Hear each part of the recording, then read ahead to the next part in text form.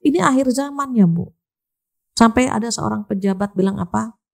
Saya selesai isi kajian, dia datang sambil betulin dasi, dia bilang gini, Bu Fathia, Ibu sering isi pengajian ibu-ibu ya? Iya Pak. Gitu. Titip salam ya sama mereka. Jangan malas menservis kami. Kenapa Pak? Kami itu orang-orang jujur.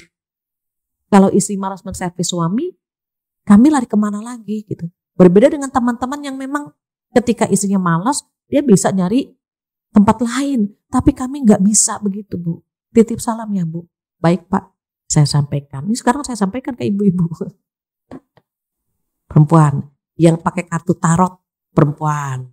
Yang datang ke sana pun perempuan. Makanya dalam tafsir dikatakan kenapa Allah menyebutkan nafasat, wanita-wanita yang menghembuskan buhul-buhul tali, karena di masa Rasulullah SAW yang berusaha meneluh Rasulullah SAW adalah seorang perempuan, yaitu putri Labid bin Aqsam, orang Yahudi, yang tertarik untuk membuat Rasulullah kena penyakit. Perempuan Bu.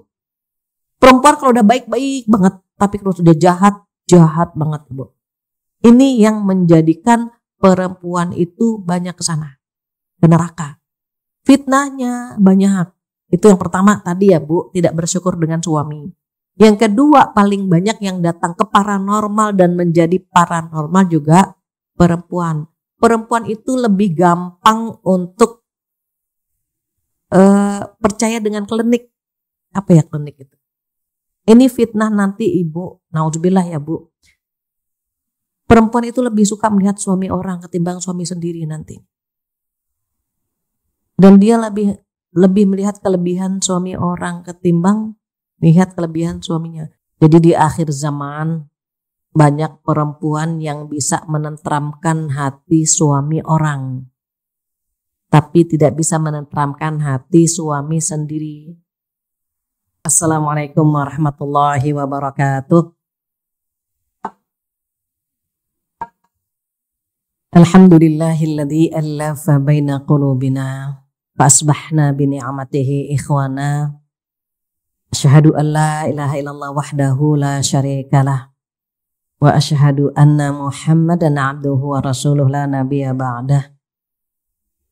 Yang kita hormati bersama Ibu Ambar Retnowati SPD sebagai Ibu Kepala Desa Bojongkulur. Saya boleh kenalan ya?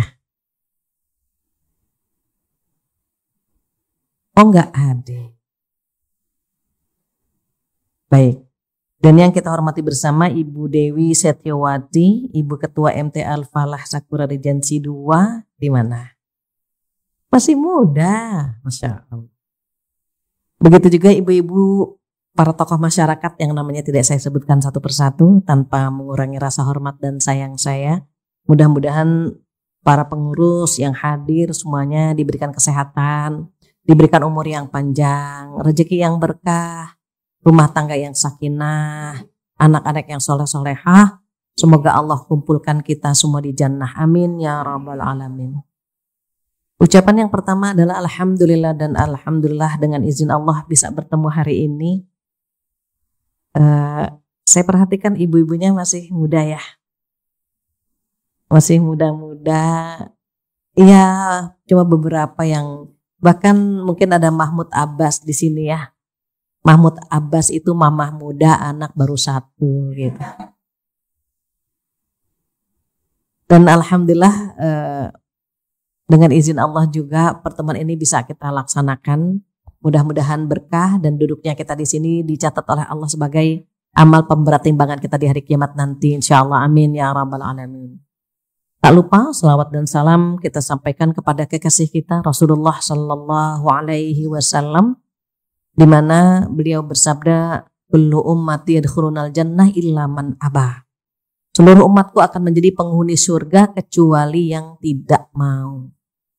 Jadi garansi dari Nabi kita Muhammad Sallallahu Alaihi Wasallam bahwa seluruh umat Nabi Muhammad itu menjadi penghuni surga, tapi sayangnya ada yang tidak mau. Sahabat bertanya, siapa ya Rasulullah Sallallahu Alaihi Wasallam yang tidak mau masuk surga itu siapa? Maka beliau menjawab, man atwa'ani dakhalal jannah wa man asani faqad abah. Barang siapa yang taat kepadaku. Dialah orang-orang yang mau masuk surga, dan barang siapa yang bermaksiat kepadaku, dialah orang-orang yang tidak mau masuk surga. Artinya apa? Surga diberikan kepada semua umat Nabi Muhammad SAW. Bukan tidak diberikan, tapi kitanya yang tidak mau. Dan sedihnya beliau menyampaikan juga bahwa penghuni surga paling banyak siapa? Perempuan. Insya Allah bukan perempuan yang di sini. Mengapa ketika sahabat bertanya, apa karena mereka kafir? Tidak, mereka tidak kafir, tapi kufur nikmat, tidak bersyukur dengan kondisi suaminya. Jadi kalau pengen menggapai surga Allah, pertama taat kepada Rasulullah SAW. Yang kedua, tutup pintu-pintu neraka yang disediakan untuk perempuan. Sedih juga kalau dengar kenapa yang paling banyak perempuan gitu ya. Padahal yang paling banyak hadir ke pengajian perempuan. Yang paling banyak bersedekah perempuan. Yang servisnya kepada keluarga capeknya luar biasa juga perempuan. Yang banyak ngerumpi. Itu juga permasalahannya. Maka perempuan-perempuan yang disebutkan dalam hadis Rasulullah SAW, yang pertama tidak bersyukur dengan suami, yang kedua tidak mampu menahan lisannya. Mudah-mudahan Allah menjaga kita dan memasukkan kita semua ke jannah bersama Rasulullah SAW. Amin ya rabbal alamin. Ibu-ibu yang dirahmati Allah Subhanahu wa taala, saya sempat tanya ke asisten, ke tim itu, temanya kenapa terkait dengan peran muslimah menghadapi fitnah akhir zaman. Tapi lupa ngobrol tadi ya sebentar kronologisnya apa gitu. Apakah karena banyaknya perempuan-perempuan yang tidak mampu menjaga kehormatannya. Jadi di akhir zaman banyak perempuan yang bisa menenteramkan hati suami orang, tapi tidak bisa menenteramkan hati suami sendiri. Qadarullah, setiap jam istirahat itu saya ngajar di perkantoran. Jam 12-an gitu, zuhur lah. Jam 12-an sampai jam 1 tuh pengajian di perkantoran. Tantangan orang yang bekerja berbeda dengan tantangan ibu rumah tangga. Sama halnya ibu rumah tangga, tantangannya juga enggak kalah beratnya gitu. Jadi pada saat Rasulullah SAW menyampaikan kepada kita tentang betapa banyaknya perempuan masuk neraka, tadi ya Bu, 2 pintu. Ini bagaimana 2 pintu ini kita tutup. Yang pertama, pandai-pandai bersyukur kepada suami. Kalau Rasulullah SAW menyampaikan bocoran perempuan itu banyak di neraka karena tidak bersyukur, orang yang tidak bersyukur itu otomatis tidak akan pernah memiliki hati yang tulus ketika menservis keluarga. Perempuan itu cenderung ya Bu, cenderung flexing, cenderung senang dipuji, cenderung senang digombalin ya Bu ya. Itu perempuan tuh. Perempuan punya sifat GR ya, GR. Karena dia paling suka digombalin, paling suka dirayu, sayangnya kan tidak semua suami pinter ngegombal. Ibu bersyukur punya suami yang gak bisa ngegombal, berarti dengan perempuan lain pun dia begitu. Bisa dipahami. Tapi kalau dia pinter ngegombal, khawatir dengan perempuan lain pun begitu. Bersyukur dua-duanya. Yang gak bisa ngegombal, bersyukur, itu peluang kita tuh Bu untuk ngegombal dia. Dulu putri Rasulullah SAW yang bernama Fatimah Bu, pinter banget menyenangkan hati suaminya. Fatimah sempat berkata begini, ya Ali, dulu aku pernah kagum dan simpati kepada seorang pria. Kenapa kata Ali? Dia tawadhu, dia alim, dia zuhud, dia rajin ibadah. Dan dia begitu kuat keimanannya. Terus Ali bertanya, kemana pria ini sekarang? Pria ini sekarang ada di hadapanku. Keren kan Bu? Keren banget. Masa kita kalah sama putri Rasulullah Shallallahu Alaihi Wasallam. Kalau beliau bisa membahagiakan hati suami, berpandai-pandailah. Berusahalah untuk menyenangkan hati suami. Sesekali boleh Bu bilang sama suami, ayah, ibu beruntung ya punya suami kayak ayah. Ayah tuh 3T. Udah takwa, tampan, tajir gitu Bu. Nanti dia akan bilang, ayah juga beruntung punya istri seperti ibu. Ibu tuh wanita 3S. Sorihah, sabar, cantik gitu. Wah, senang banget kita dibilang cantik. Cantik tutur kata kita, cantik perilaku kita, cantik hati kita.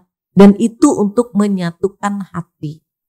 Menyatukan hati, jujur kita sholat 5 waktu.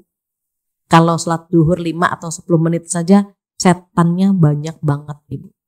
Itu ibadah yang 5 menit, setannya banyak. Bayangkan pernikahan itu puluhan tahun, berarti setannya sudah beranak pinak. Udah banyak banget, sudah gemuk banget di rumah kita. Dan itu harus kita pahami. Bahwa ketika menikah itu ibadah.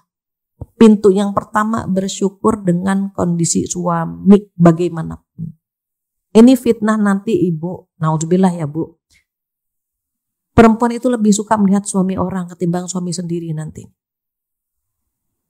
Dan dia lebih melihat kelebihan suami orang ketimbang melihat kelebihan suaminya. Itu kalau di sana Bu, di Jakarta Bu. Di sini kan enggak. Oh, enggak, beda juga. Tantangannya begitu. Banyak laki-laki yang royal sama istri orang, tapi tidak royal dengan istri sendiri. Kalau sama istri orang, ayo nambah, ambil yang mana terserah. Sama istri sendiri, mama, sudah, jangan ambil ini gitu. Itu tantangannya sedemikian rupa. Kenapa? Setannya sudah beranak pinak, sudah berkembang biak sehingga kekuatan kita ditentukan oleh ibadah kita. Makanya banyak yang cerita, Bu Fathia, kenapa ya kalau dipegang sama teman di kantor itu deg-degan gitu. Terus pengen lagi nyenengin. Tapi kalau dipegang sama suami, males banget katanya. Udah tua gitu. Dan banyak yang bermula dari situ, suaminya tersinggung, ibu terjadi yang namanya perceraian. Ada juga yang seorang perempuan bilang, Pak Bu Fathia, suami saya nggak pernah merayu saya sekalipun. Sementara teman di kantor pinter banget merayu. Dia bilang apa? Kamu pakai baju apa aja cantik. Ibu tahu kalimat itu yang membuat dia selingkuh. Di rumah nggak dapat pujian, sementara di kantor mendapatkan pujian yang menyenangkan. Bahkan ada salah satu jamaah saya mengerikan sekali Bu. Nauzubillah, sempat saya diundang ke rumahnya karena acara akikah putrinya, dan rumah tangganya sudah di ujung tanduk. Padahal dia wanita yang baik gitu ya Bu ya, wanita yang jaga kehormatan di mata saya, dia penampilan rapi. Sampai suatu hari ketika menuju ke rumah dia lumayan agak jauh, saya dijemput, disitulah dia cerita. Bu Fathia, nanti tolong kuatkan suami, yakinkan suami kalau anak yang keempat ini anak saya. Saya bertanya-tanya, loh kenapa suami sempat ragu dengan anak keempat? Ceritalah dia. Kalau anak ketiganya bukan anak dari suaminya. Cuma tadi Bu, ketika cuma dipuji, kamu tuh pakai baju apa aja cantik gitu. Mulai deket, suami bilang apa? Kamu jangan deket-deket ya sama Pak Pulan. Pak Pulan itu flamboyan gitu. Playboy gitu ya Bu ya. Kalau anak sekarang bilangnya red flag. Kan ada yang green flag, ada yang red flag gitu. Anak sekarang bilangnya red flag lah. Terus karena sering digombalin, sempet, nauzubillah Bu, sempet tidur 1 kali. Allah Maha Kuasa ya Bu. Cuma 1 kali, dipikirkan cuma 1 kali lah. Hamil Bu, hamil. Suaminya merasa biasa-biasa saja. Oh, ini anak ketiga gitu, senang-senang aja Bu. Tapi ibu pada saat akan melahirkan, Sudah di rumah sakit, Bu. Waktunya bersalin di rumah sakit, suaminya bilang begini, anak cepet banget ya gitu. Kayaknya baru kemarin hamil, tiba-tiba sudah mau lahir.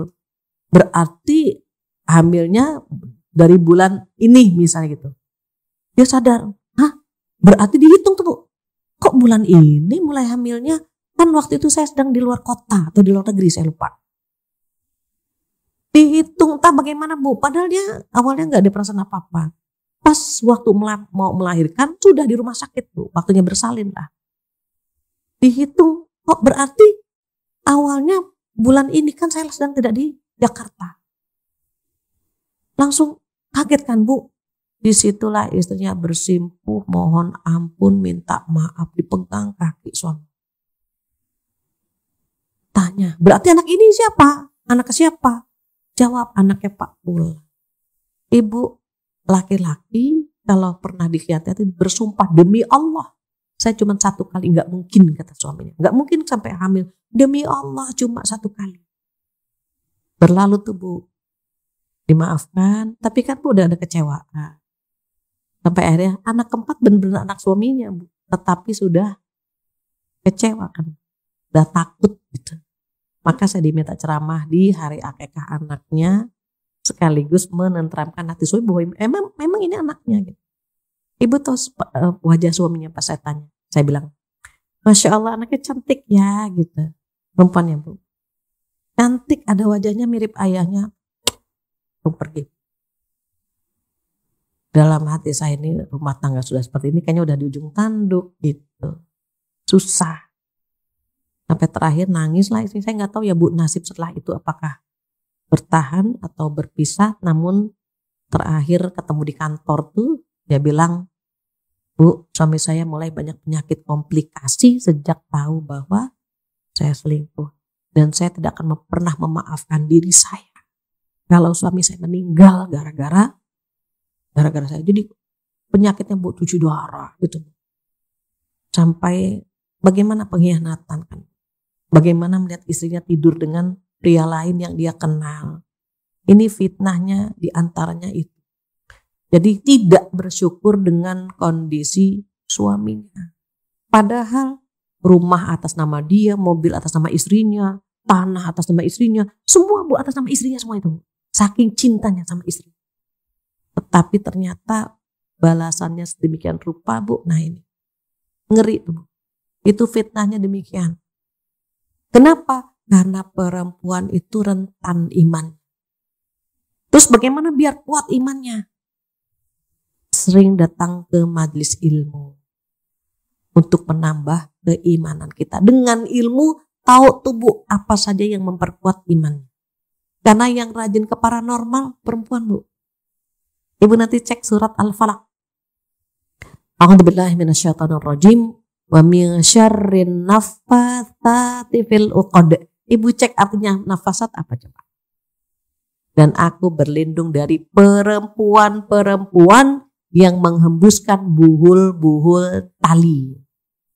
Yang neluh, yang jadi dukun, yang datang ke paranormal, yang jadi paranormal, mayoritas perempuan.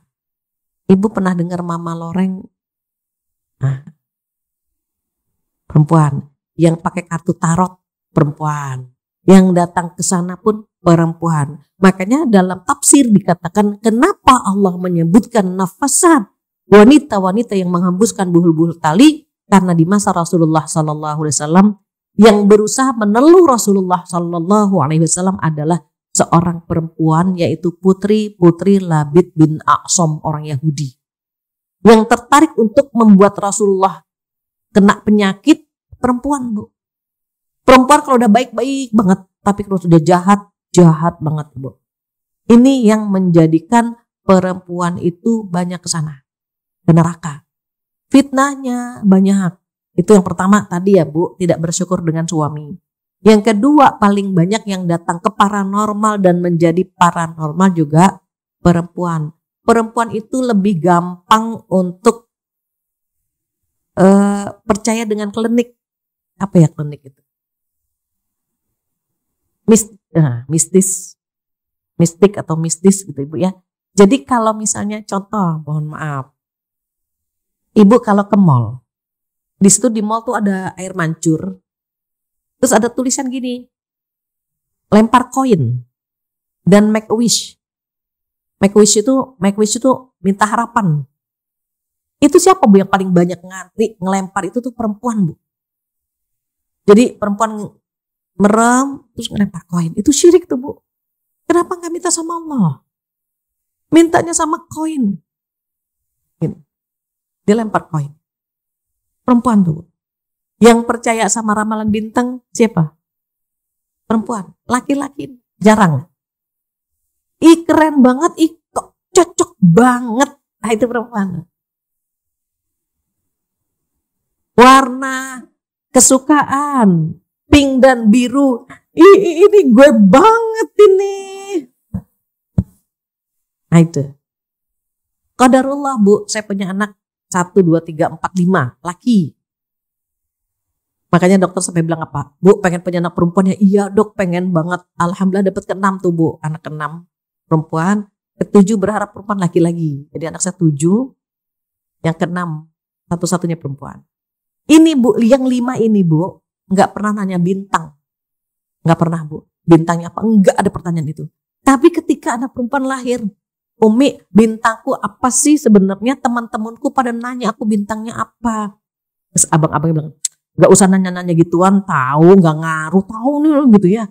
Itu dari satu keluarga saja Bu. Bisa dilihat perempuan itu kecenderungan untuk yang begitu itu lebih suka. Kita ke Bali jalan-jalan. Waktu itu dia umur masih 4 tahun.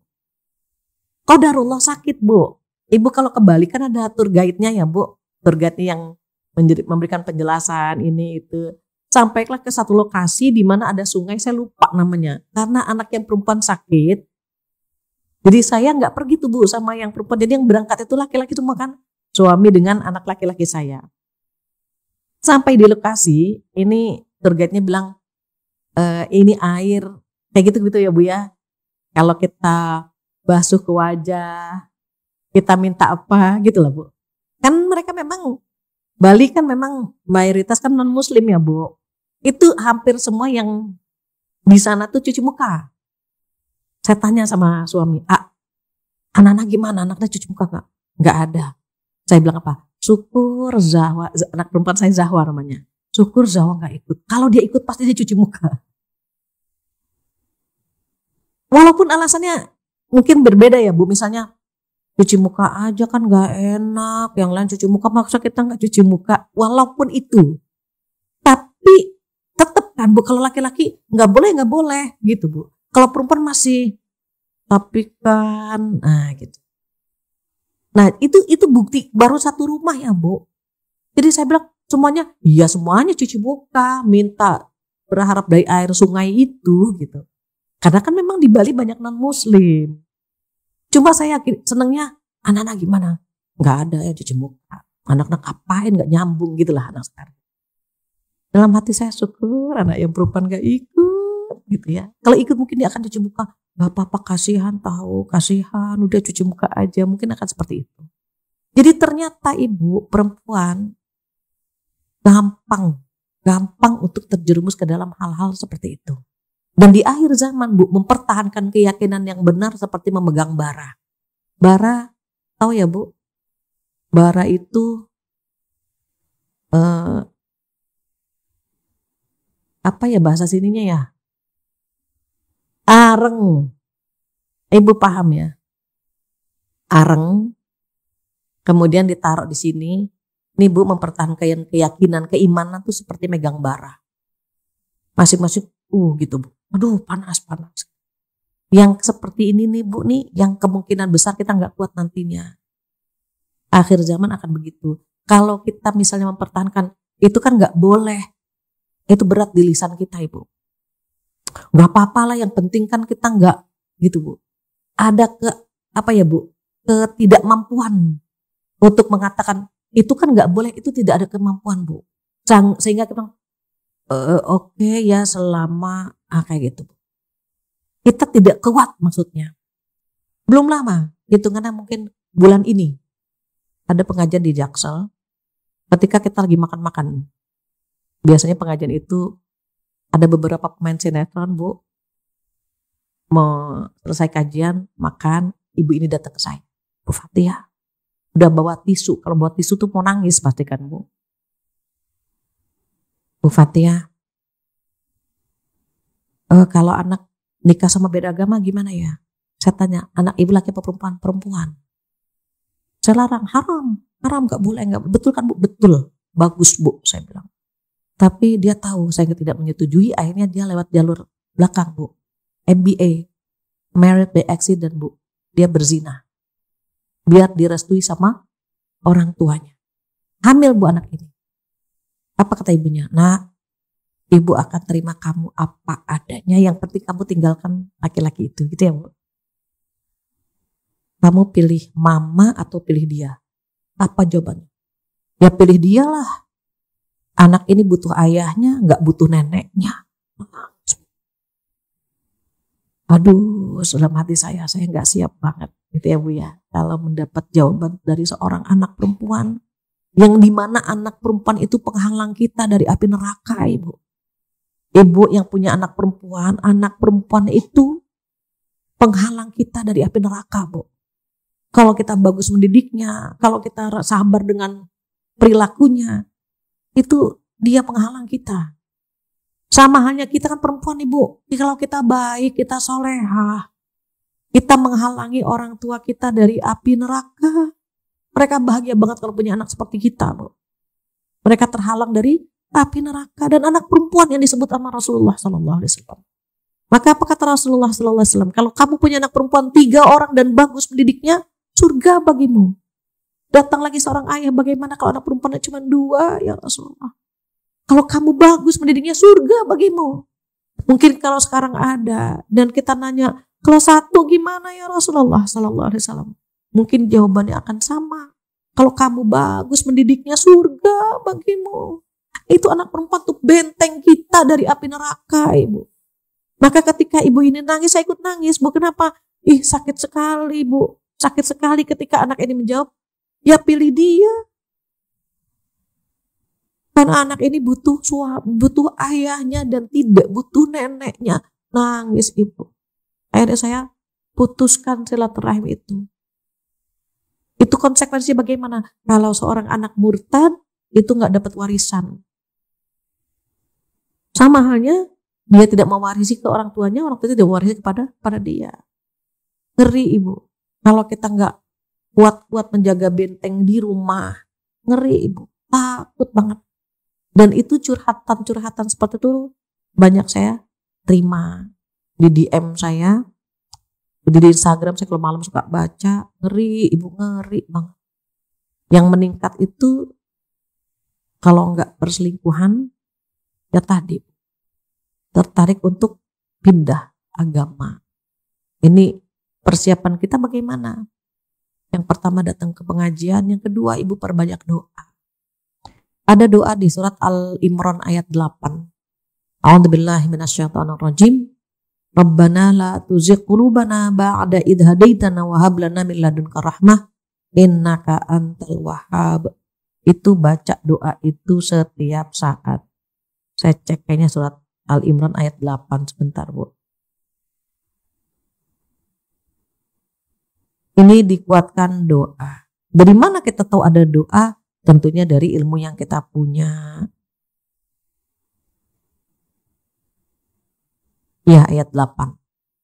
Maka sering-sering duduk di majelis ilmu, otomatis kan bertemu dengan orang baik-baik kan, Bu. Syukur-syukur anak-anak kita juga gitu. Dibuat komunitas bersama teman-teman yang baik-baik. Ibu boleh cek ya.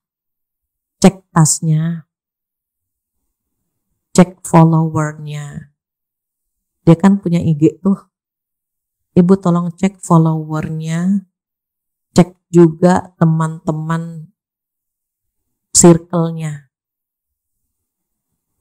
Kita kalau punya circle baik, ketularan, Bu. Punya circle yang gak baik, ketularan juga. Kecuali kalau kita punya misi ingin mewarnai mereka. Kalau kita yang takut terwarnai, mundur perlahan, menepi. Kenapa? Takut. Berteman itu seperti bermain tinju. Kalau kita kuat, pukul terus, kita dapat poin tuh Bu. Kayaknya ini boleh nih anak nih, kita rekrut misalnya. Kita deketin Bu. Tapi kalau, aduh kayaknya saya bergaul sama dia, saya ketarik, mundur. Kita ngeles. Bermain tinju gitu kan Bu. Kalau lagi kuat, dia pukul, dapat poin. Kalau lagi lemah, dia ngeles Bu. Ngeles untuk menghindar dari pukulan-pukulan itu. Sama ketika kita.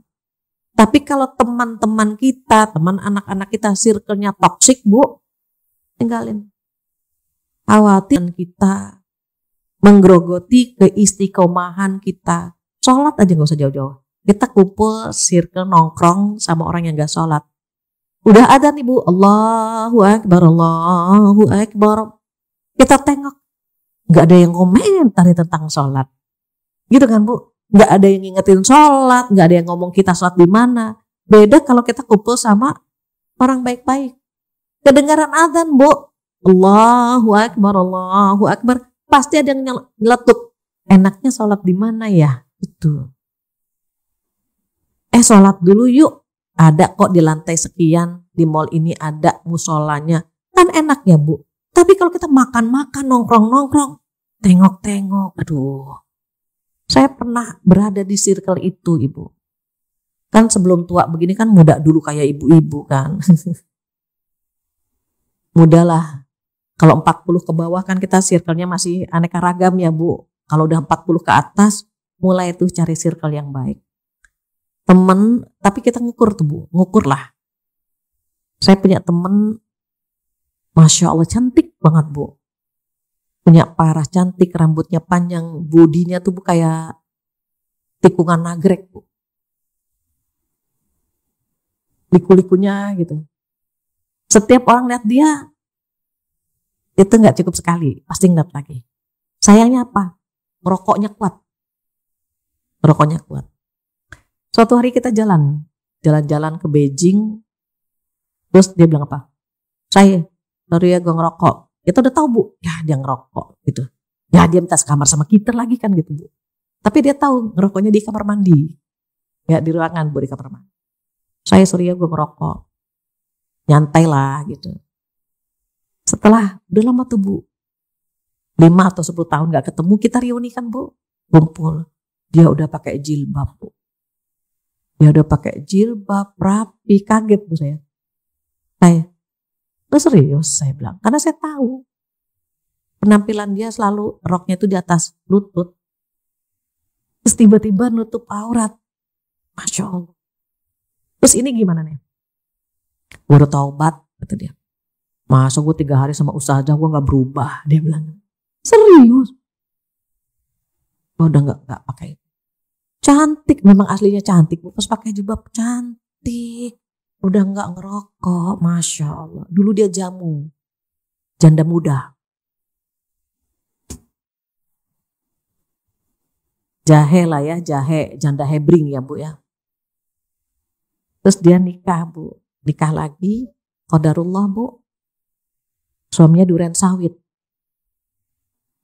Budak keren, sarang duit Bu, sakunya duit.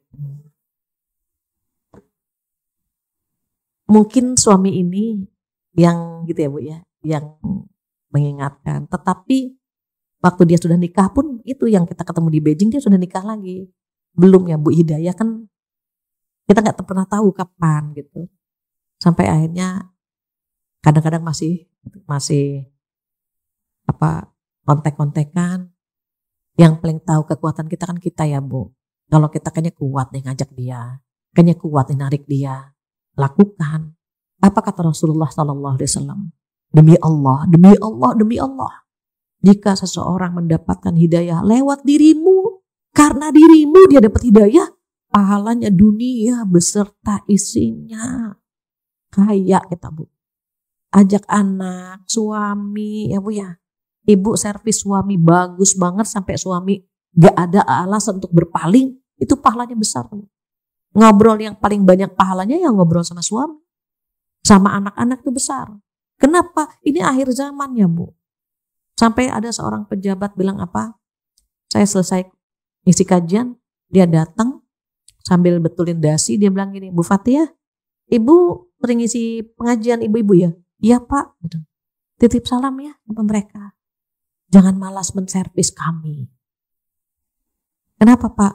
Kami tuh orang-orang jujur. Kalau istri malas menservis suami, kami lari kemana lagi gitu. Berbeda dengan teman-teman yang memang ketika istrinya malas, dia bisa nyari tempat lain. Tapi kami nggak bisa begitu Bu. Titip salam ya Bu. Baik Pak, saya sampaikan. Ini sekarang saya sampaikan ke ibu-ibu.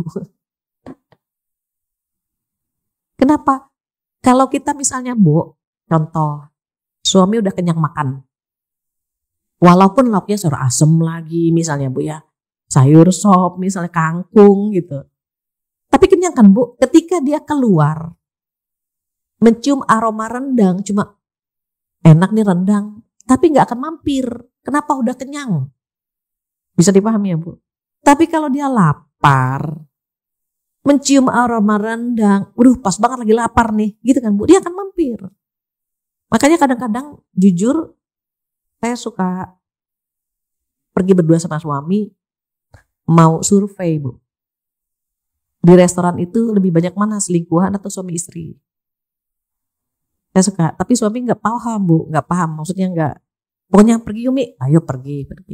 Nanti saya bilang, yang sebelah kanan suami istri tuh, yang sebelah kiri selingkuhan, nggak boleh gitu. Tapi lama-lama kepo juga dia Bu. Beda ini gimana memang? Kalau suami istri itu mesen menu buat makanan, lempar-lempar, ayah aja mesen, ibu aja lempar-lemparan menu tuh Bu, tuh suami istri tuh Bu. Nanti kalau sudah dipesan, mereka masing-masing megang HP, itu suami istri itu. Ini pada sibuk sama HP-nya. Kalau udah datang makanan Bu, makannya cepet, biasa, nyangkut dongkrak aja depan suaminya, itu suami istri itu. Kalau selingkuhan, lihat menu makanan Bu, berbinar-binar matanya. Yang mana ya gitu Bu. Manja, capek Bu ngeliatinnya Bu, capek. Diatur kan Bu, duduknya, bicaranya, diatur bagaimana biar tetap menarik gitu Bu. Terus nanti udah dipesan nih Bu, gak ada yang megang HP. Cem-cemannya sudah di depan mata kan Bu, ngapain megang HP? Ngobrol, nanti ketawa ketiwi. Beda banget tuh. Makannya lama. Kenapa lama? Setiap satu suapan Bu, baru satu suap. Lap, bulu capek ngeliatinnya Bu. Kalau suami istri makannya cepet Bu. Kita kan makan cepet aja, gak ada jaim-jaiman kan Bu. Dongkrak aja. Mereka makannya lama, baru satu suap gitu. Nanti nyangkut, gak depan mereka Bu. Ke toilet dulu, sorry ya, ke toilet dulu. Bersihin, pakai lipstick lagi, duduk lagi diatur. Capek ngeliatinnya Bu. Makanya saya bilang kenapa yang begitu tuh banyak. Itu kan Bu, nyaman. Karena menikah itu tidak sesederhana rumah makan. Kalau rumah makan sederhana, tangganya gak banyak. Kalau rumah tangganya banyak, dari yang kecil, yang sedang, sampai ke atas kan Bu. Makanya godaannya besar. Terus gimana caranya? Biar kita sama-sama saling menguatkan nih Bu, di rumah, anak kita, pasangan kita, banyakin ngobrol-ngobrol yang bisa menautkan hati. Awalnya ngobrol yang ringan-ringan saja Bu, baru yang sedang, terus berat. Ada yang banyak tanya gini, Bu Fathia, kenapa sih kalau ngobrol sama suami bawaannya berantem loh? Gimana sih Bu biar akur sama suami gitu? Saya bilang jalan-jalan juga berantem Bu, katanya. Makan-makan, saya bilang makan-makan berantem juga Bu, milih menu. Saya bilang itu setannya gemuk amat ya, sampai kemana-mana kita diajak berantem gitu kan Bu. Apa kata Rasulullah sallallahu alaihi wasallam? Dia bersabda gini Bu, khairukum li ahli, wa ana khairukum li ahli. Sebaik-baik kalian adalah yang paling baik kepada keluarganya. Dan aku adalah orang yang paling baik kepada keluargaku, kata beliau. Jadi kita servis Bu, servis suami, servis anak-anak. Dan nanti akan kembali ke kita Bu kebaikannya. Contohnya tadi misalnya, gimana ya biar suami senang ngegombalin. Ikutin jejak putri Rasulullah SAW. Dan Rasulullah itu pandai merayu Bu. Makanya Aisyah dipanggil Humairah kan Bu. Yang pipinya kemerah-merahan, enggak dipanggil sah, enggak Bu. Humaira dipanggilnya Bu.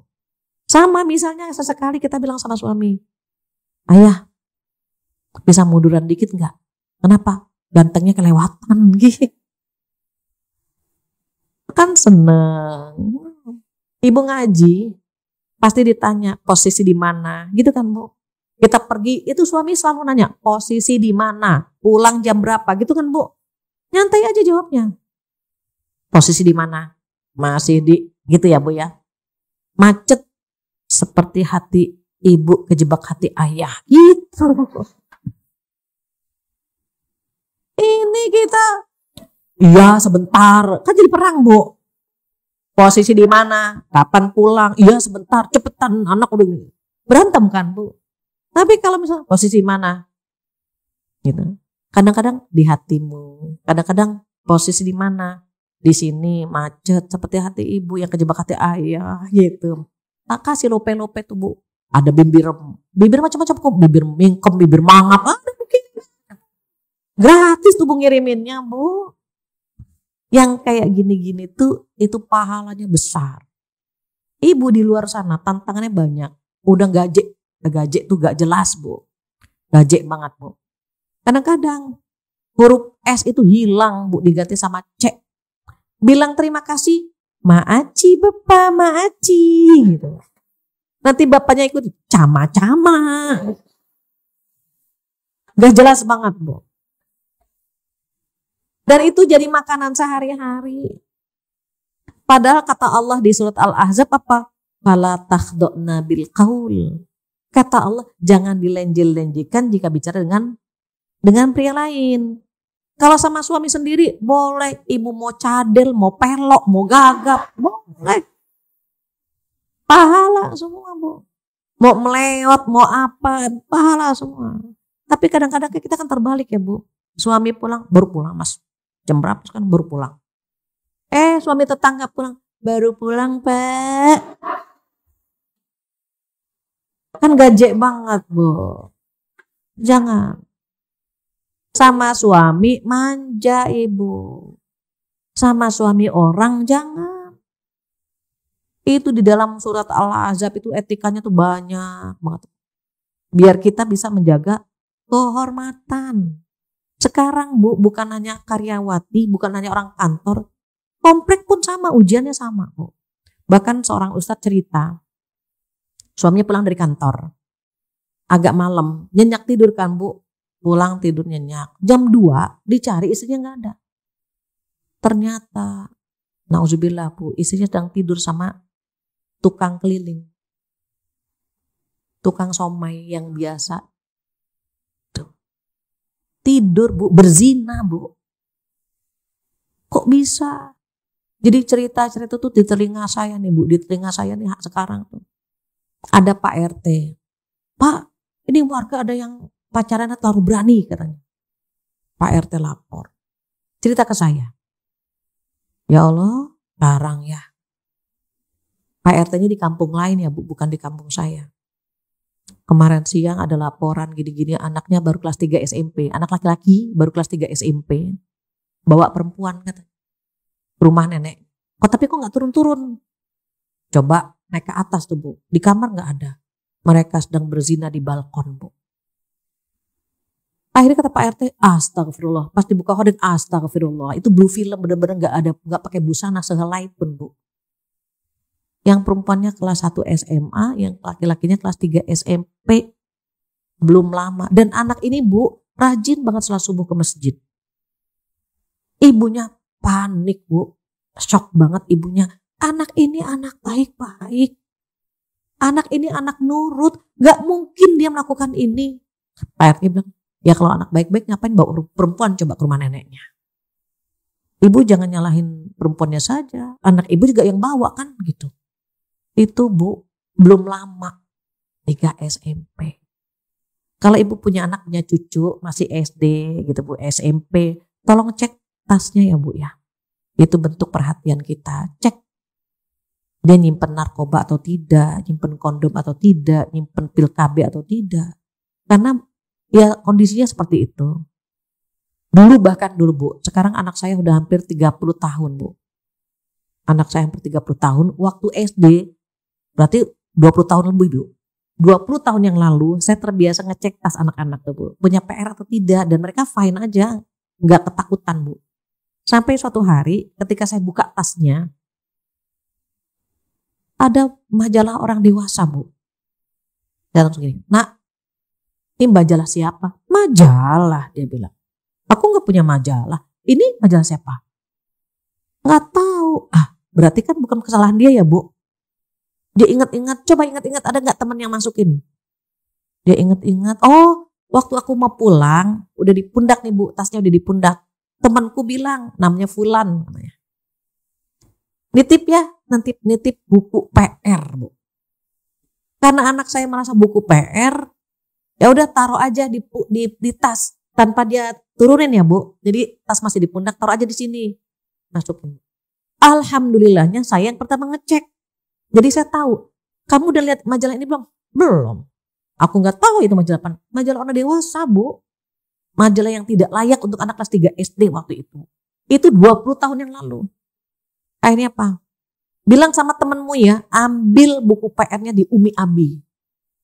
Sejak itu Bu, teman itu sering ke rumah Bu, teman anak saya itu Bu. Sejak itu Bu, dia nggak pernah lagi datang ke rumah. Kenapa? Tahu kita pasti akan marah gitu. Itu 20 tahun yang lalu. Sekarang Bu, orang tua sekarang anak SD bilangnya apa?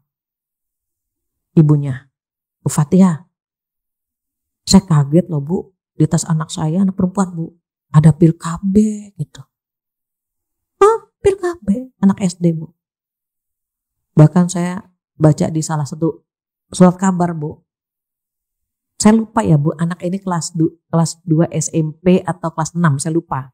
Umur 12-13. Anak ini masih umur 12-13. Sama ibunya itu pacarnya dibawa ke pengadilan dengan tuduhan pemerkosaan. Apa kata anak ini? Mama norak deh. Ngapain Mama bawa-bawa dia ke pengadilan dengan tuduhan pemerkosaan? Orang kita menjalankannya suka sama suka, kata anak. Enggak bisa, kamu di bawah umur, kata anak. Berarti dia telah gitu ya Bu ya. Apa kata anak ini? "Gak usah lah Ma. Orang aku sudah tidur dengan 5 pria berbeda selain sama dia. Mama mau ngapain? Kalau Mama mau bawa dia ke pengadilan, 5-5-nya dibawa juga. Orang aku sudah tidur dengan 5 pria berbeda Ibu." Saya bacanya, ya Allah, ini anak kita tantangannya luar biasa. Jadi kadang-kadang perlu ngobrol ya Bu. Pengen tahu, mengukur anak kita sekuat apa. Anak kita bagaimana. Sampai, "Nah kantor aman kan Nak?" gitu. Jangankan sekolah, kantor pun saya tanya Bu. "Nak di kantor aman kan Nak?" "Ya gitulah Mi, kantor zaman sekarang gitu. Tapi kamu aman kan?" Kan udah tahu kalau itu dosa.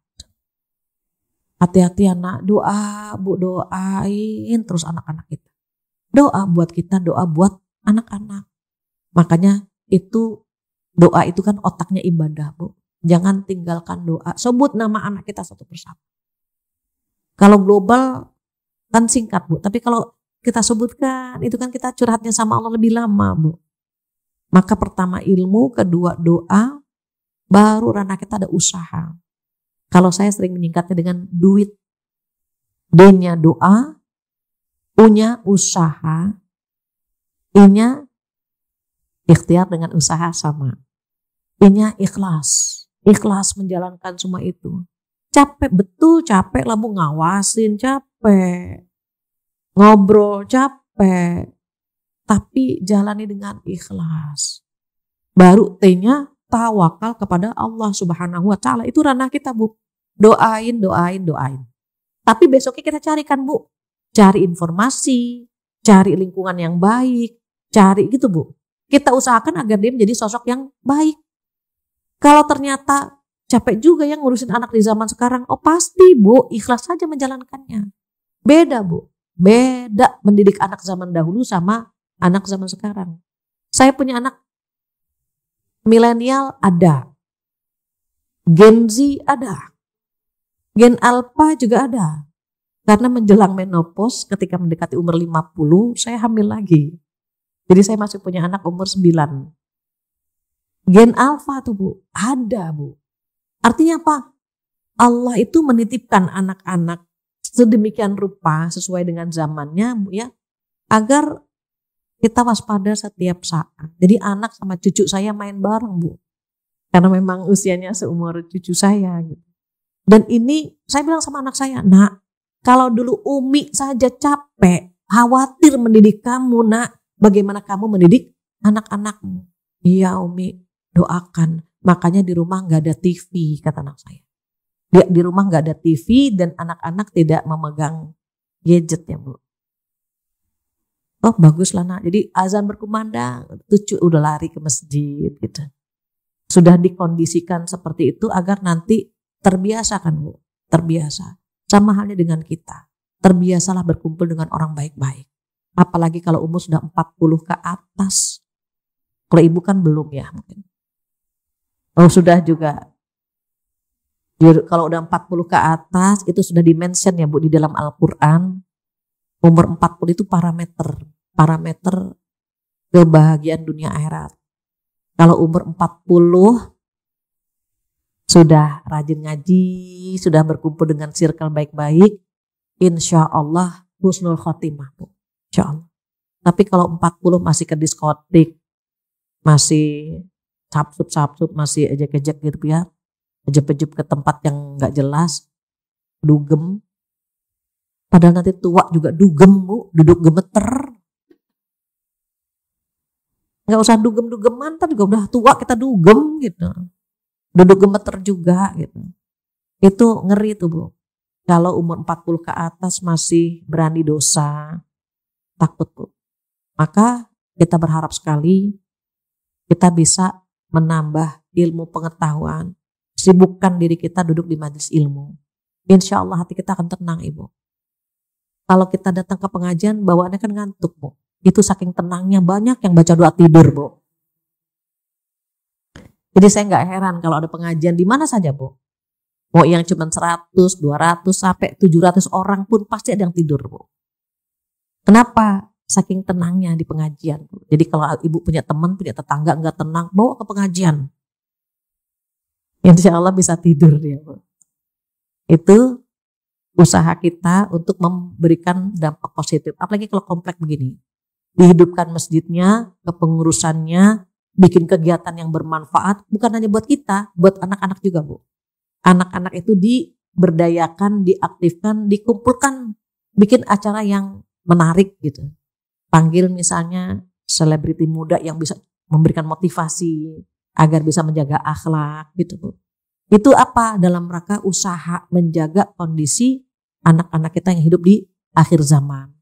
Kalau sudah begitu Bu, udah ikhlas, tawakal kepada Allah Subhanahu wa Ta'ala. Itu ranahnya kita duit, doa, usaha, ikhlas dan tawakal. Selebihnya itu ranah Allah Subhanahu wa Ta'ala. Mudah-mudahan kita diberikan kekuatan, diberikan keikhlasan, keistiqomahan, dan dimampukan serta mendapatkan husnul khotimah nantinya insya Allah. Amin ya rabbal alamin. Gak terasa Bu 10:30. Jika ada yang mau ditanyakan, ditambahkan atau dikurangi, saya kembalikan lagi kepada MC kondang kita, silakan.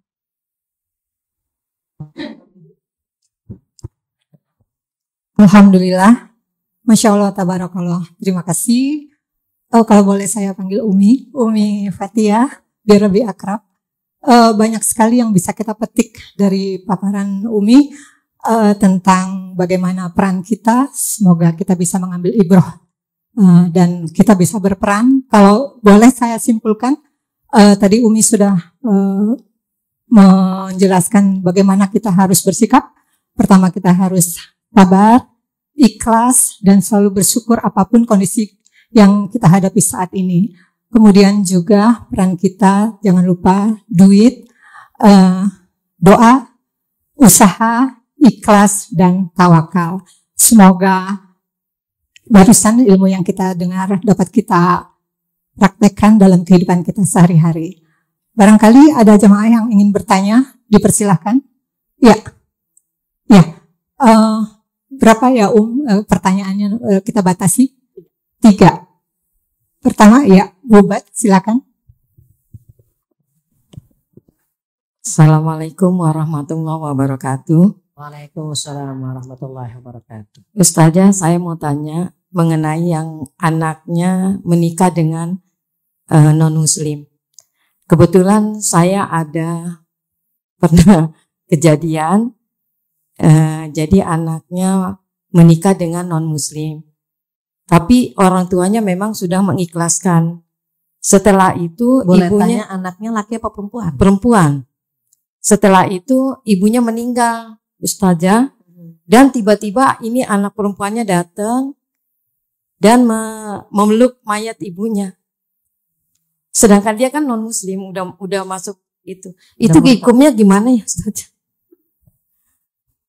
Baik. Ya, terima kasih. Wassalamualaikum warahmatullahi wabarakatuh. Waalaikumsalam. Nih, ada lagi tadi lagu B? Ayo silahkan.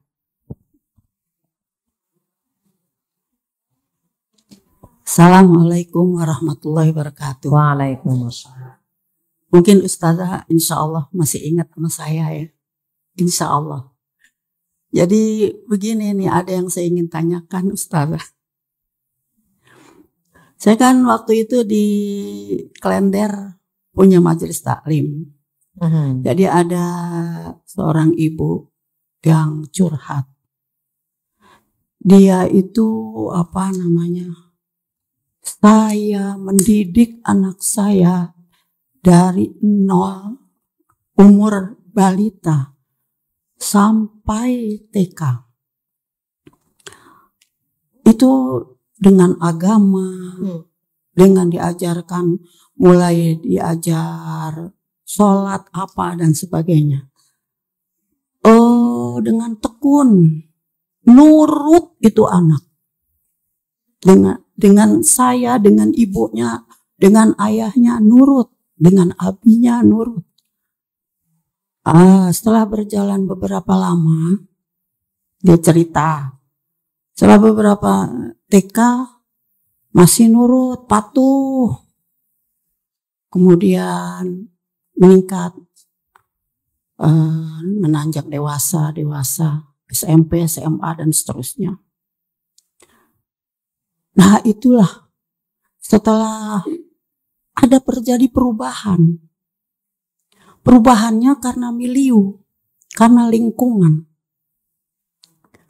Milieunya itu ya namanya tidak yang seperti yang dikatakan zaman sekarang.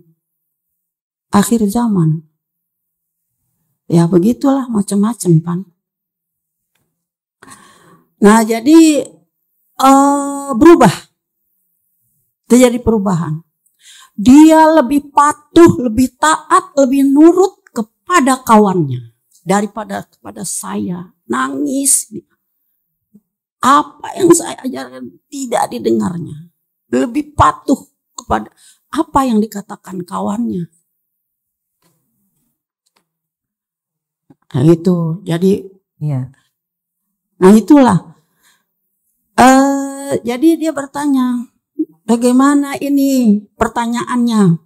Apakah ini merupakan takdir dari Allah Subhanahu wa Ta'ala anak saya seperti begitu? Apakah balasan saya katanya di kala muda? Dia tanya dengan saya. Saya karena di kala muda mungkin punya dosa. Dan yang ketiga, apakah ini adalah ujian bagi saya? Kan dikatakan di dalam Al-Quran, jagalah dirimu dan keluargamu dari api neraka. Kenapa kok jadi begini? Dan yang selanjutnya, yang keempat, bagaimana saya mengatasi milieu ini dengan anak saya? Sudah, apakah dengan doa? Kayaknya nggak cukup Bu, katanya, nggak cukup. Nah, bagaimana saya harus bertindak? Kalau dengan kekerasan, pasti bertambah brutal.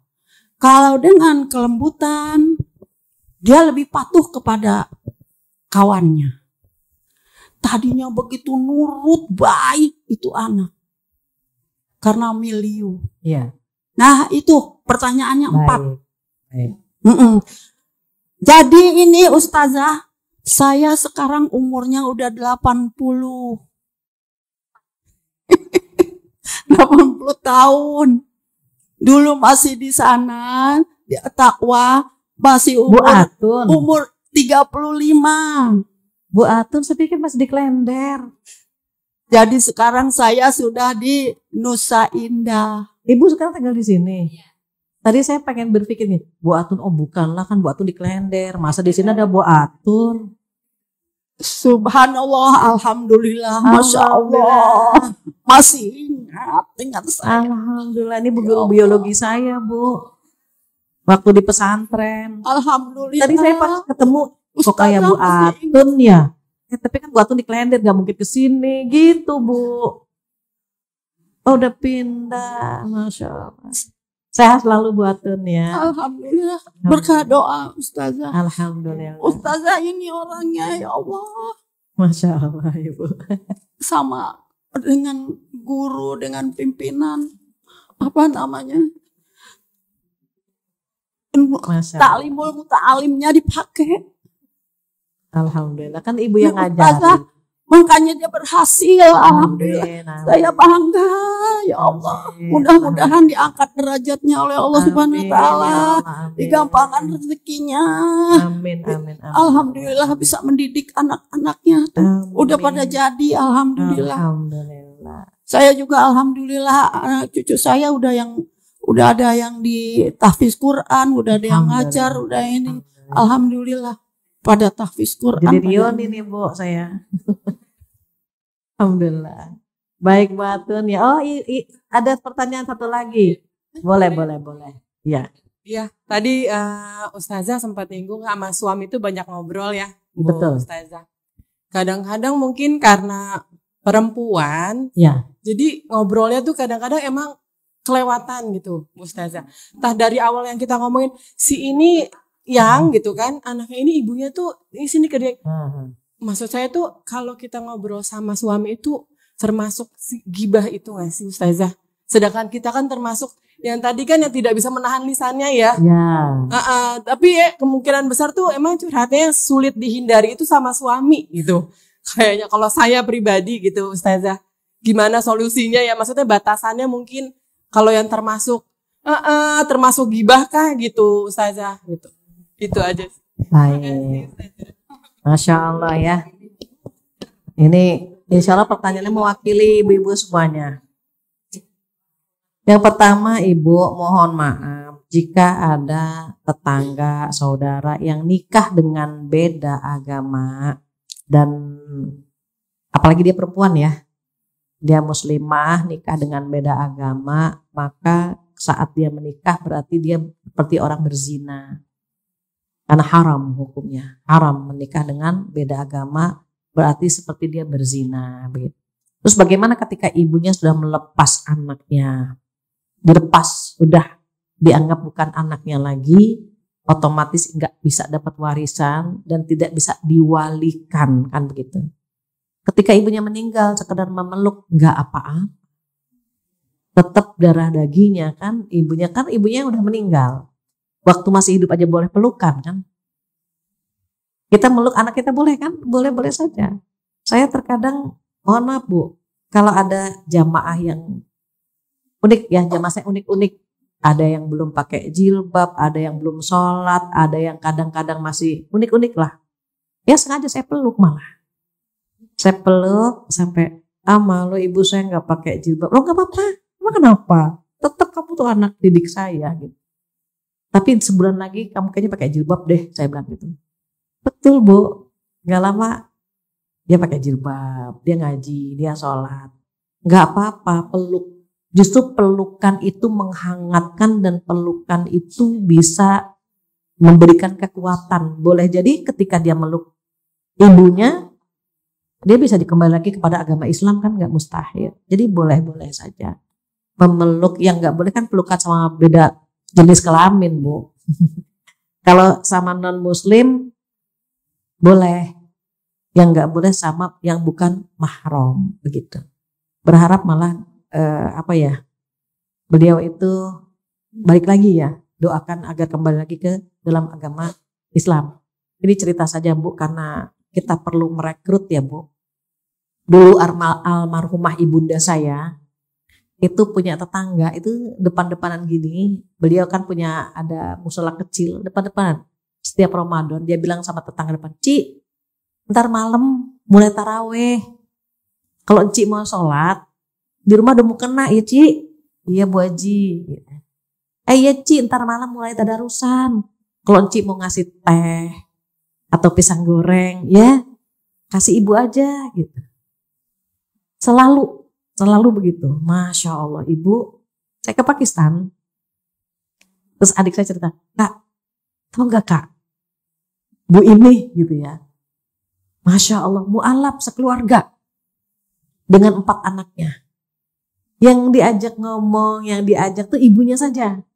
Tapi ketika dia masuk Islam, suaminya sama 4 anaknya keangkut masuk Islam menjadi mu'alaf. Cuma ngajak gitu aja." Saya bilang, ya Allah itu dapat pahala kan dunia beserta isinya kalau 1 orang. Ini 6 orang. Jadi yang memu'alafkan almarhum ayah, senang kan Bu? Apa? Ya tetap berbuat baik dengan non-muslim. Boleh jadi kebaikan kita ini membekas kan gitu. Jadi ibunda saya Masya Allah Bu, tipe-tipe yang menjauhi konflik lah. Even beda agama, karena yang beda agama ini tidak aktif. Kan ada yang non muslim aktif ya Bu. Kalau dia memang nggak aktif, jadi toleransinya tinggi, justru diajaknya kebaikan terus. Mau patungan kurban nggak misalnya? Yang kaitannya dengan agama kita itu justru diajak terus sama beliau. Akhirnya apa? Ya mu'alaf dengan 4 anaknya, jadi nggak apa-apa gitu. Yang kedua Bu Atun, jazakumullah ya Ibu sudah membimbing saya. Saya pikir tadi ketemu Bu Atun tuh, kok jadi kayak Bu Atun, tapi nggak mungkin kan Bu Atun di Klender. Ibu Masya Allah sehat selalu ya Bu. Beliau guru biologi saya waktu di At-Taqwa, Nur Ali. Tapi setelah saya ke Pakistan nggak dengar. Kenapa? Iya, insya Allah di akhir. Kalau punya anak, usah diatur. Gini Bu, anak tahapannya kata Ali 3 kali 7 nih Bu. 0 sampai 7 tahun jadikan dia raja. Capek di badan. Nyuapin, ngejar-ngejar, mandiin, capek Bu. Begadang, bikin susu, kocok-kocok gitu ya Bu ya. Nanti 7 tahun kedua kata Ali jadikan dia tawanan. Didik disiplin. Sholat 5 waktu, nutup aurat, itu 7 tahun kedua tuh. Itu capeknya di mana? Di hati. Karena dia mulai mengatakan tidak mau. Nah sholat, tar, ditembaklah kita. Matilah kita Bu. Mandi, tar, ntar semuanya Bu. Capek banget sampai, ya Allah nak, itu capek di hati tuh Bu. Nah 7 tahun ketiga, jadi 7 tahun pertama, 7 tahun kedua, 7 tahun ketiga dan seterusnya, jadikan dia sahabat kita, diajak ngobrol, dimintakan pendapat gitu Bu.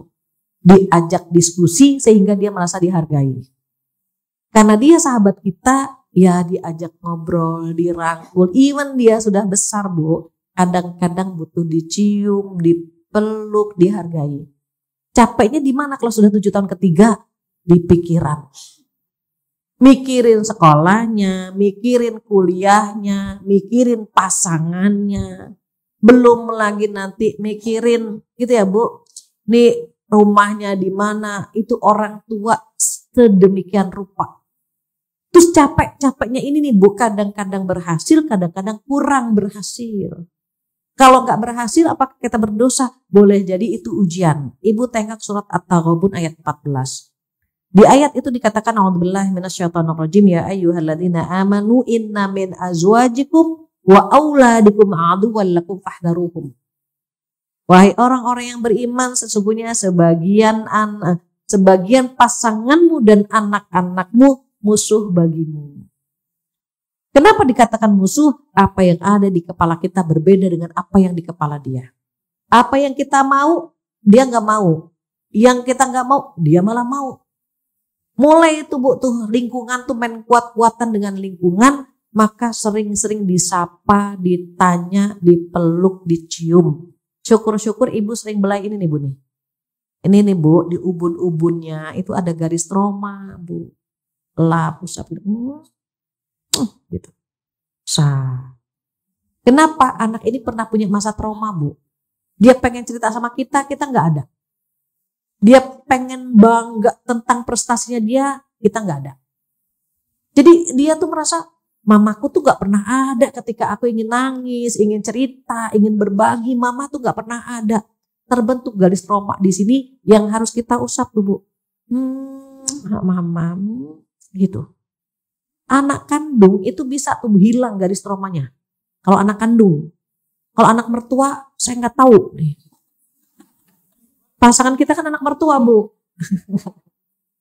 Nah, kalau anak mertua tuh saya nggak tahu. Karena ada yang bertanya, Bu Fatia, suami saya pernah punya masa lalu, punya trauma. Kira-kira bisa dihapus nggak? Nah itu dia, saya nggak tahu kalau anak mertua.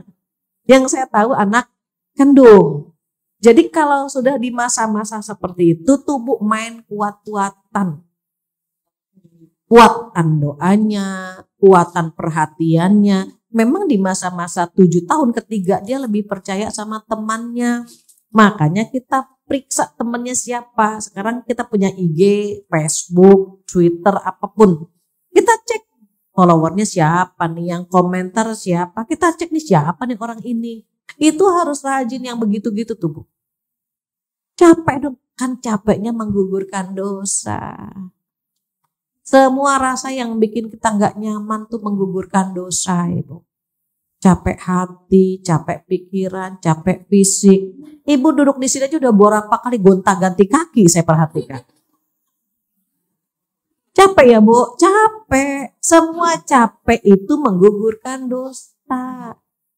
Pernah sedih, pernah kecewa, pernah pengen nangis. Semua rasa yang nggak nyaman dalam kehidupan kita, sesungguhnya itu menggugurkan dosa-dosa kita. Jadi sudah Allah kasih tahu, sesungguhnya sebagian pasanganmu dan anak-anakmu musuh bagimu. Tetapi kalau kamu mengampuninya, menyantuninya, memaafkannya, maka sesungguhnya Allah Maha Pengampun. Gak ada yang sia-sia Bu di hadapan Allah. Kalau kita diuji lewat anak-anak, karena Allah tahu kita gak akan pernah cocok diuji lewat pasangan. Jika di antara kita ada yang diuji lewat pasangan, karena nggak akan kuat kalau diuji lewat anak-anak. Udah ditaker Bu sama Allah semuanya Bu. Nggak akan ada yang salah. Ibu punya suami ganteng, genit, itu ujian Bu. Tapi suami jelek, genit, itu musibah. Ya Allah udah jelek, genit, musibah Bu. Jadi memang harus benar-benar tahu persis husnuzon sama Allah. Allah paling tahu. Cocoknya diuji lewat anak atau cocoknya diuji lewat suami. Ibu semua kisah itu ada di Al-Quran semua Bu. Nabi Adam diuji lewat anaknya Bu. Seorang nabi ya Bu. Anaknya membunuh adik kandungnya sendiri. Apakah ideal? Belum, tidak ideal Bu. Tapi itu ujian buat Nabi Adam. Nabi Nuh, Nabi Lut diuji lewat istrinya. Lewat istrinya juga, anaknya juga. Kan Nabi Lut begitu Bu, Nabi Nuh Bu. Nabi Nuh itu diuji lewat anaknya, lewat istrinya. Apakah ideal? Ujian. Jadi kalau ada yang diuji lewat pasangan, ya di dalam Al-Quran ada. Asia, sesolehah itu, sekeren itu, ujiannya lewat siapa Bu? Lewat Fir'aun. Ibu kalau ada suami galak, kalau misalnya ada yang diuji lewat suami kita itu tidak segalak Fir'aun. Enggak ngaku Tuhan Bu. Fir'aun ngaku Tuhan. Artinya apa Bu? Artinya ujian kita anggaplah lebih ringan dibandingkan dengan kisah-kisah yang ada dalam Al-Quran. Cuma sayangnya kita pernah merasa kan sabar ada batasnya. Itu kata orang tertentu. Buat kita yang diberikan sabar berlebih, insya Allah nggak akan pernah berbatas. Jadi pahami betul bahwa ujian Allah pasti ada. Dunia ini tempat ujian. Kalau tempat cucian namanya laundry. Jadi dirangkul, dipeluk, dicium gitu ya Bu ya. Main kuat-kuatan aja. Saya even anak-anak udah nikah, udah punya anak. Ibu kalau datang ke rumah, nih minta dicium pipi kanan, pipi kirinya Bu. Kenapa? Menguatkan, menenteramkan. Dan mereka pasti merasakan Bu, pelukan ibu itu lebih kuat ya Bu, hubungan batinnya gitu. Dan itu akan ada kekuatan tersendiri. Kalau sama suami dipeluk lain lagi kan Bu gitu. Jadi memang harus Bu, nyatu ya Bu hati dengan lisan kita kepada anak-anak kita. Terus bagaimana kalau ngobrol sama suami duka gibah? Lah itu justru ujiannya di situ. Gimana kalau ngobrol sama suami yang bikin kita tuh happy, seneng. Ngobrol berbeda dengan ngomongin orang. Ngobrol tuh Bu tentang kita, tentang anak-anak, tentang planning kita liburan Desember mau kemana. Itu ngobrol tuh.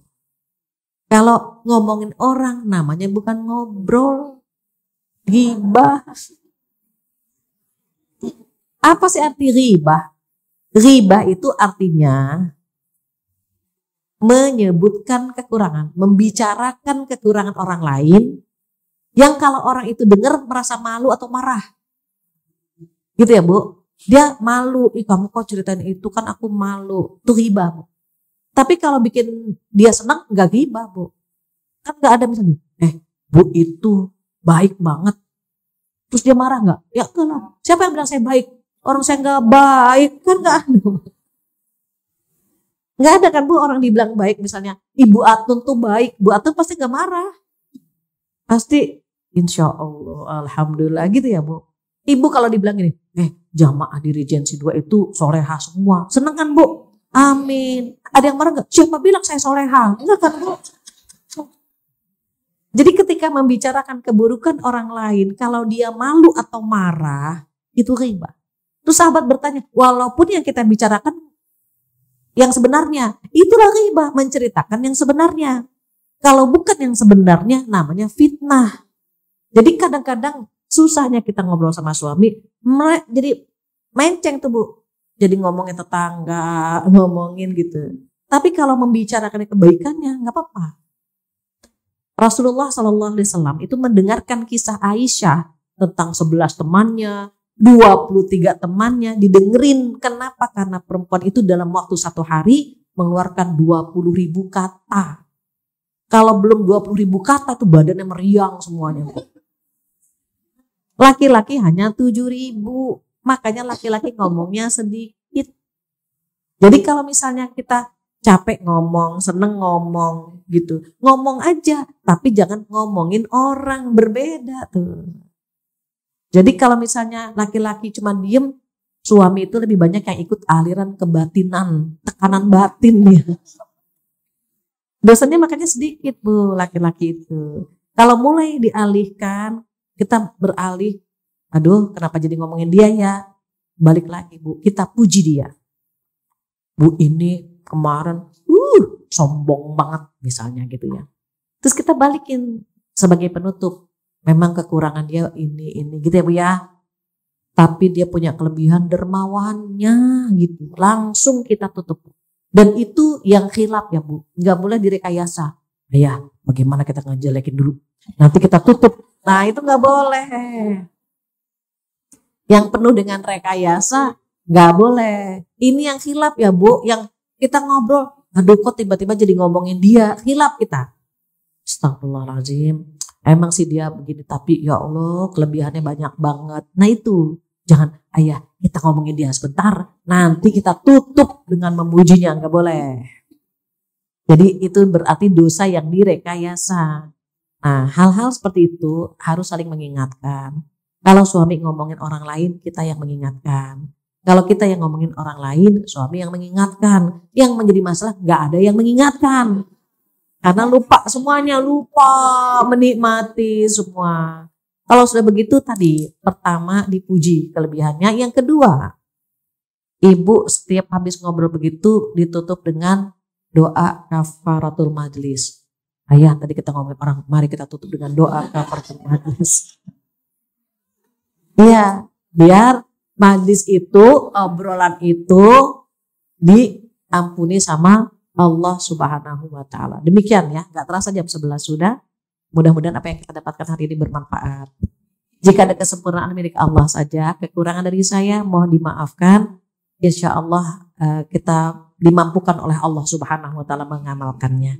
Demikian kita tutup dengan doa penutup majlis bersama-sama. Subhanakallahumma wa bihamdika syahadu an la ilaha illa anta astaghfiruka wa atubu ilaik.